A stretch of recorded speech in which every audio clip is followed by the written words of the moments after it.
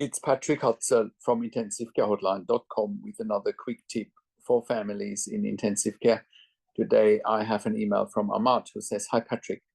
I need to make a lawsuit against the hospital because they stopped life support, which is the feeding tube, and the medications for my mom, and they pushed her to death instead. I signed the papers to take her out of the hospital, and they refused." Well, Ahmad, I am very sorry to hear what you are going through.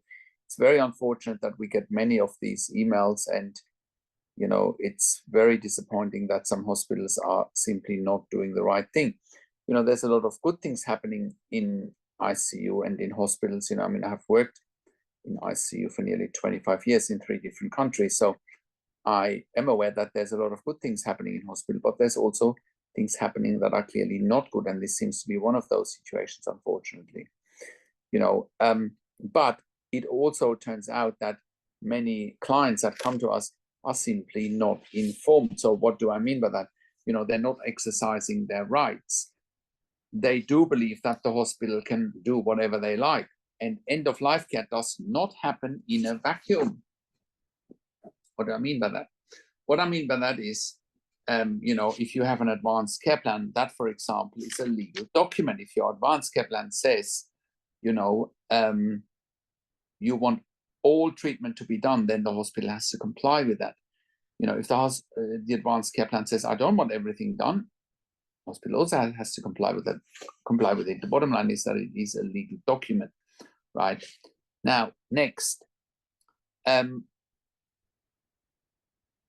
you can successfully intervene, and we have intervened successfully hundreds of times by now, just by asking for what is right. Not only that, but also by reminding hospitals of the law. Once again, end-of-life care does not happen in a vacuum.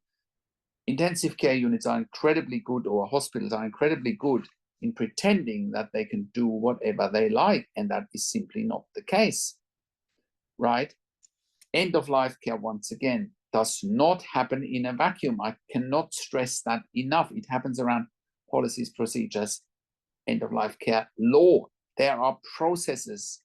If the intensive care team has just pushed her to death, now you didn't give too much detail here, and you wanted her in another hospital, sounds to me like they didn't help you to transfer her to another hospital, but it also sounds like you didn't know what you didn't know, and you didn't know that there is help. We help so many families to turn these situations around, and you can verify that on our testimonial section. If you go to intensivecarehotline.com and you click on our testimonial section, you will see what our clients say.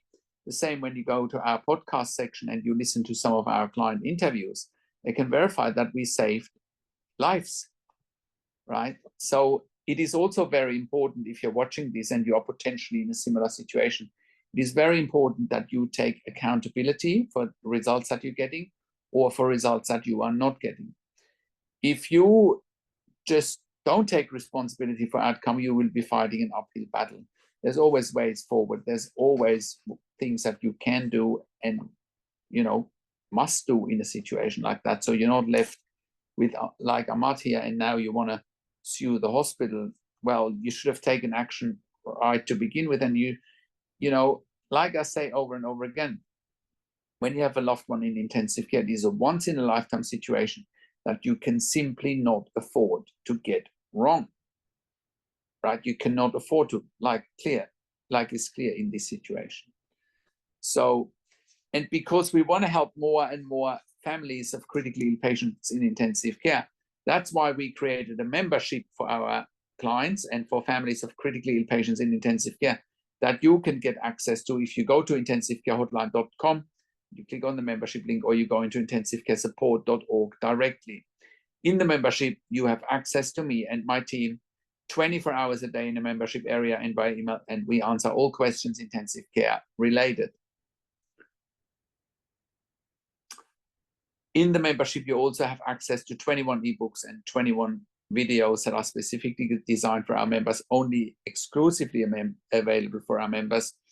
And the ebooks and the videos are all about making sure that you make informed decisions, you have peace of mind, control, power, and influence, so that your loved one gets best care and treatment, right? I also offer one-on-one consulting and advocacy over the phone, Skype, Zoom, WhatsApp, whichever medium works best for you. And I talk to you and your families directly. I talk to doctors and nurses directly in intensive care.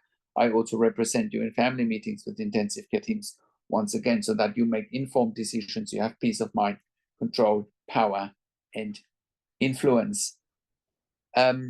We also offer medical record reviews in real time so that you have a second opinion in real time. We also offer medical record reviews after intensive care if you have unanswered questions, if you need closure, or if you are simply suspecting medical negligence. And all of that you get at intensivecarehotline.com. Call us on one of the numbers on the top of our website, or simply send us an email to support@intensivecarehotline.com. And if you like my videos, subscribe to my YouTube channel for regular updates for families in intensive care. Click the like button, click the notification bell, comment below what you want to see next, what questions and insights you have.